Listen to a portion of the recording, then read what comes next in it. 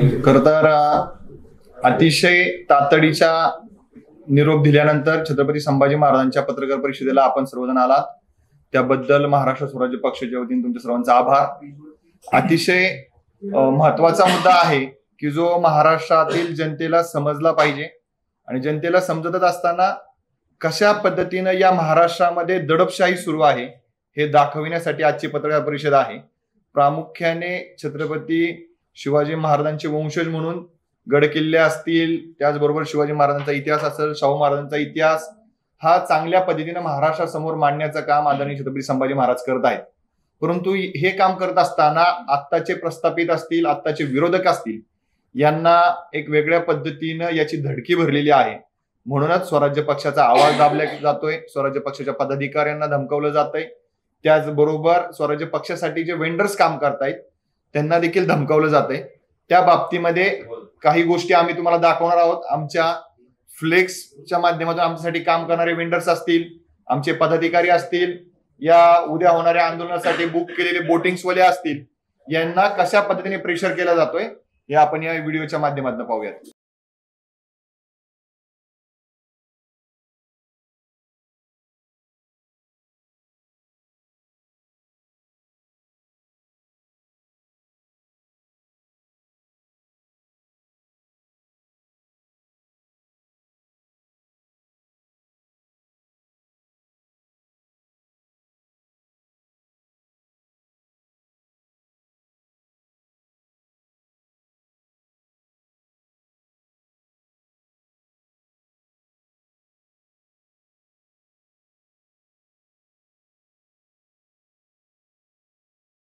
दोन 2016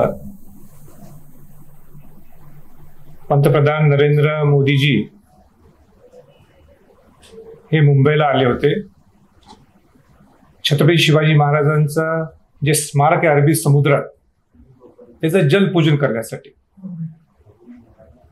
आणि म्हणून नेमकं तिथं खऱ्या अर्थाने काम झालंय का नाही हे शोध मोहीम आम्ही महाराष्ट्र स्वराज्य पक्षाच्या वतीनं हे उद्या दिनांक 7 तारखेला ऑक्टोबरला आम्ही घेतली होती।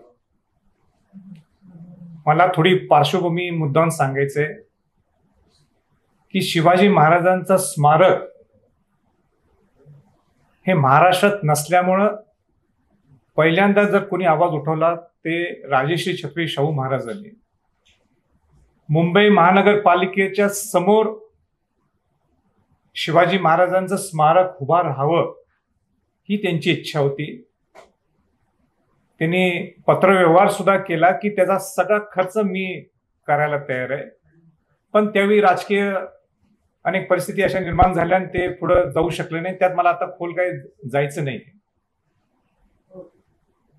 पण शिवाजी महाराजांचं स्मारक हे व्हावं हे प्रथमतः सुशील कुमार शिंदे काँग्रेसच्या वतीने ही मुवमेंट सुरू झाली।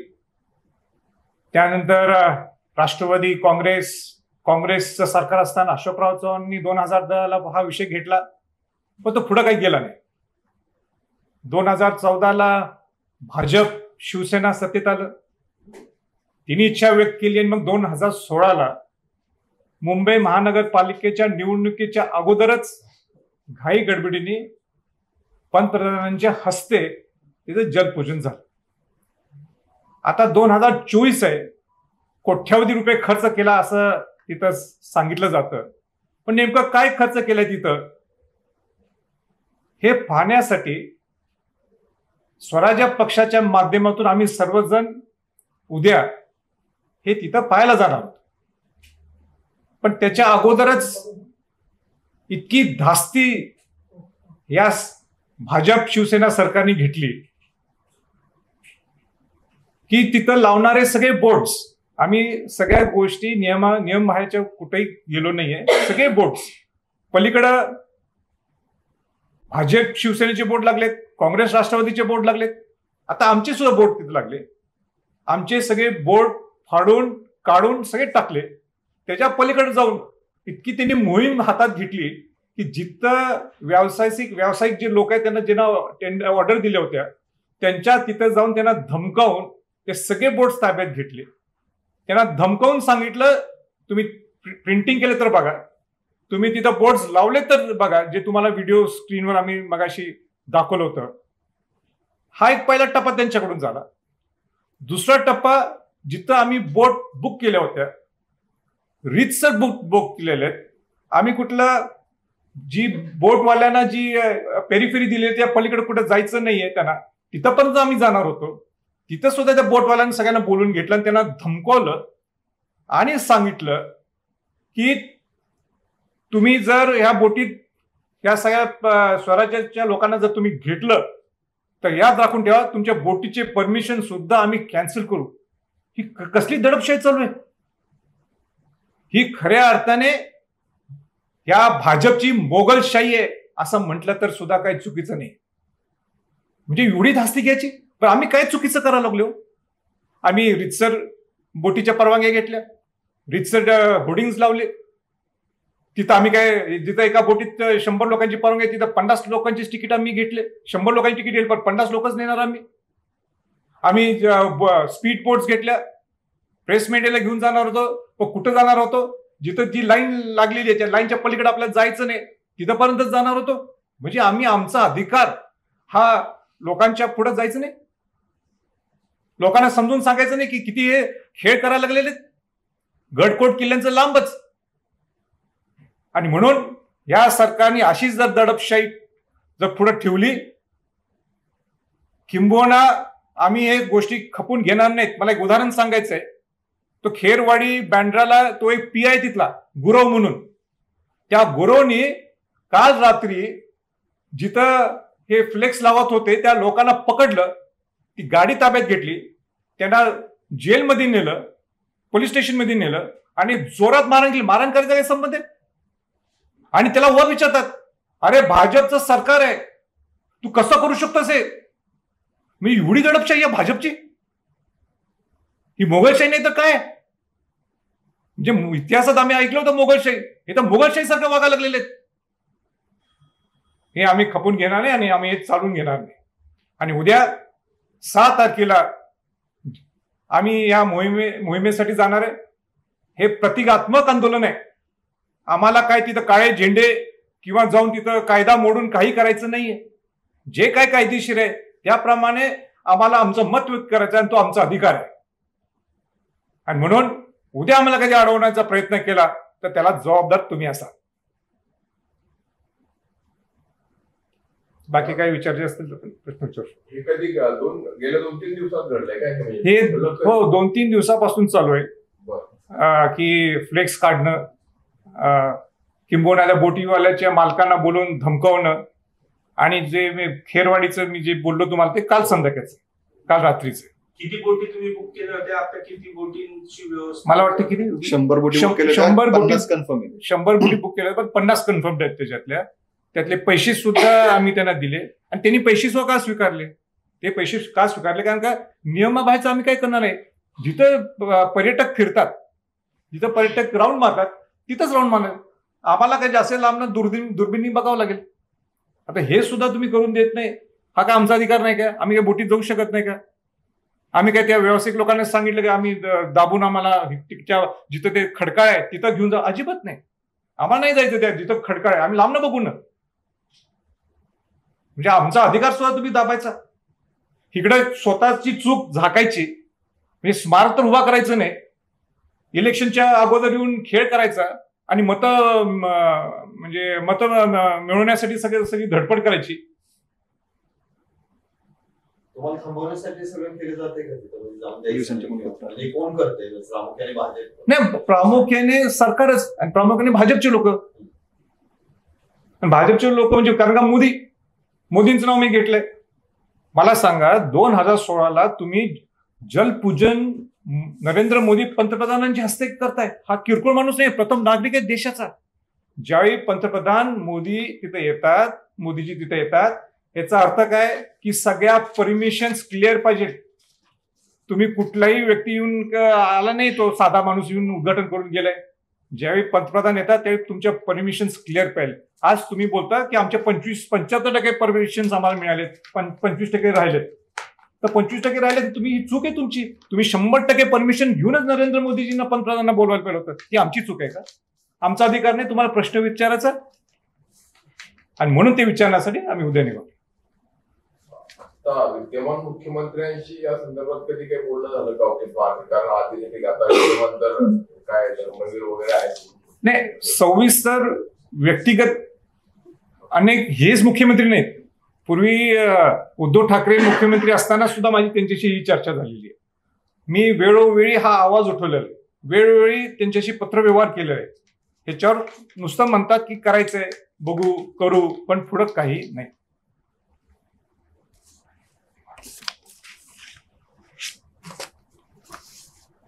आणि आमच्या सगळ्या मुख्य पदाधिकाऱ्यांना सुद्धा धमक्या यायला लागलेले, पोलीस डिपार्टमेंटकडनं सुद्धा यायला लागलेले, तुमच्यावर गुन्हा नोंद करू, तुमच्यावर हे करू, तुमच्यावर ते करू.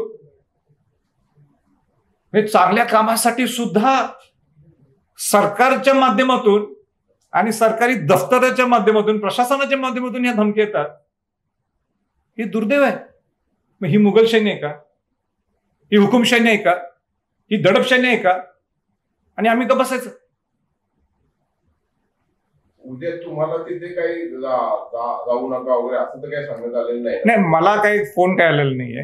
पण मी प्रामाणिकपणाने जो आमचा अधिकार दिलेला आहे बाबासाहेब आंबेडकरांनी, आम्ही विचारायला निघालोय. आम्ही तिथं काही जाऊन आंदोलन करणार आहे किंवा आम्ही जाऊन तिथं काही काळी झेंडी दाखवणार आहे? काहीच नाही.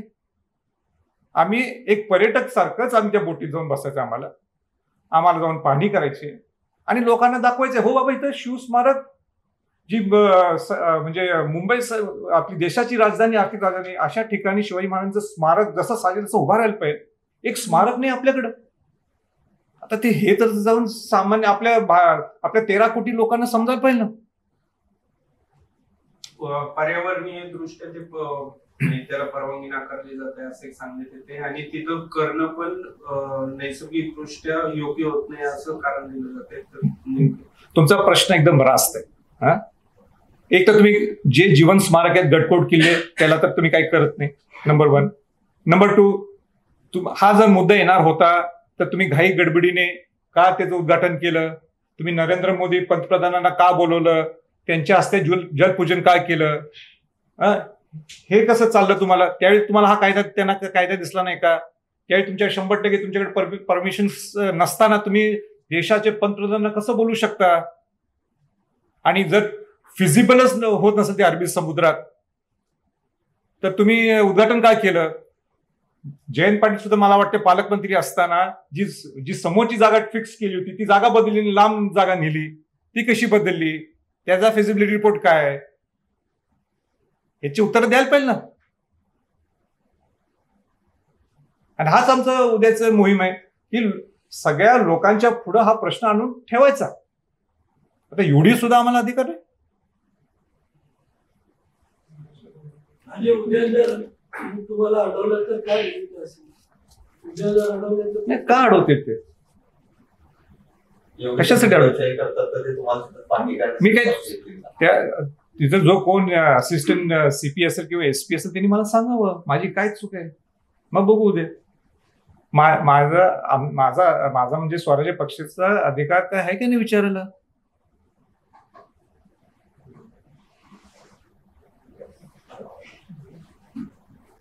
बाकी पक्ष म्हणून काय सध्या नवीन आता आणखीन काय पुण्यातल्या बैठका झाल्या किंवा दौरा पण झाला? 11 तारखेला महाराष्ट्र स्वराज्य पक्षाचं लॉन्च आहे पुण्यात. आणि मग आमचं स्वराज्य पक्षाचे अनेक उद्दिष्ट, स्वराज्य पक्ष कशा पद्धतीने जाणार, विधानसभेत आमची लाईन ऑफ ऍक्शन काय असणार आहे, हे 9-11 ऑक्टोबरला पुण्यात हा जाहीर कार्यक्रम होणार. आणि मग पुढचे टप्पे आहेत. नाशिकचे दौरे आहेत, नांदेडचा दौरा आहे आणि टप्प्याटप्प्याने वेगवेगळे दौरे आपल्याला पाहायला मिळतील.